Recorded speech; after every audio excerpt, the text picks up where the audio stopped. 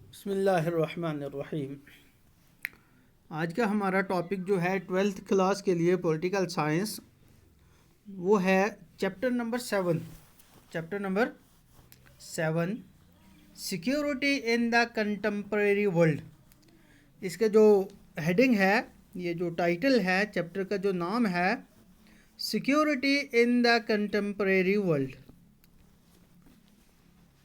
तो first of all इसका जो इंट्रोडक्शन है, सबसे पहली बात जो है इसमें वो यही है कि हम देखेंगे कि सिक्योरिटी का मतलब क्या है,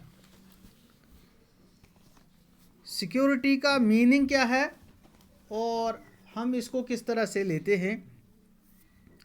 first of all, the term security has different meaning at different levels. The term security has different meaning at different level. For a layman, it refers to freedom from threat to his existence and way of life. For a layman, एक आम आदमी के लिए security का मतलब क्या है? Freedom from threat. अब थ्रेट किसको? Threat to his existence and threat to his way of life. अगर ऐसा थ्रेट है तो हम कहेंगे देयर इज़ इनसिक्योरिटी। ये तो एक आम आदमी के हैसियत से है। In international relations we find inclusion of all those threats, inclusion of all those threats which form the core values of a country. All those threats which endanger the core values of a country. Core values include the big, small and potential threats. जो core values है, उनको जो खतरात हैं या जो threat हैं या dangers हैं, they are big, small and potential threats. Different societies since their inception have different notions of security. The notions of security can be divided into two heads. The notion of security can be divided into two heads: traditional security and non-traditional security. तो security का क्या मतलब है? Generally हम आम तौर पर इसको लेते हैं, सिक्योरिटी का मतलब है फ्रीडम फ्रॉम थ्रेट्स। सिक्योरिटी का क्या मतलब है? Freedom from threats. अब किसको threat? Threat to his life, threat to his life, और थ्रेट टू हिज लिबर्टी। ठीक है ना? थ्रेट टू हिज लिबर्टी, या इसी तरह से threat to his way of life, threat to his way of life. लेकिन जहाँ तक स्टेट्स की का मतलब ताल्लुक़ है, तो इन चीज़ों से स्टेट को कुछ लेना देना नहीं है। इंटरनेशनल लेवल में या इंटरनेशनल पॉलिटिक्स में हम देखते हैं कि those threats which endanger the core values of a country, which endanger the core values of a country. अच्छा, तो अब कोर वैल्यूज क्या हैं कंट्री की, वो हमने देखना है। अब security relates to extremely dangerous threats. अब अगर थ्रेट्स हैं या डेंजर्स हैं, तो कौन से? Extremely dangerous threats, threat that could endanger core values, that those values would be damaged beyond repair. तो वो वाले थ्रेट जो कोर वैल्यूज़ को इंडेंजर करते हैं, कितना इंडेंजर करते हैं? those values would be damaged beyond repair, damaged beyond repair, repair होने से ज़्यादा, यानी कि उनकी भरपाई नहीं की जा सकती है, उनकी भरपाई नहीं हो सकती है। जनरली सिक्योरिटी को हम इस तरह भी लेते हैं, the basic meaning of security is a state of being free from danger और थ्रेट. A state of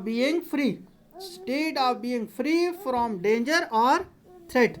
एक ऐसी सूरत कि एक ऐसी सिचुएशन जिसमें क्या हो, free from danger and free from threat. ठीक है. अब इंटरनेशनल लेवल पर कौन से थ्रेट जो हैं वो किसी स्टेट की जो उसकी फ्रीडम है उसको इंडेंजर करते हैं. तो हम यहाँ देखते हैं कि वो वाले थ्रेट जो core values of a country को इंडेंजर करते हैं.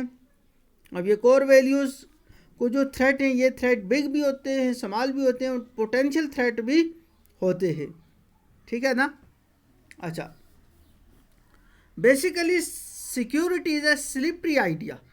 Different societies have different notions of security. Different societies have different notions of security. The various notions of security can be classified under two heads. वो मैंने आपको पहले भी बताया कि नंबर 1 ट्रेडिशनल सिक्योरिटी और number 2 non traditional. The concept of security, traditional में हम क्या लेते हैं, the concept of security this concept of security is related to the national perception of security. National perception of security from another state.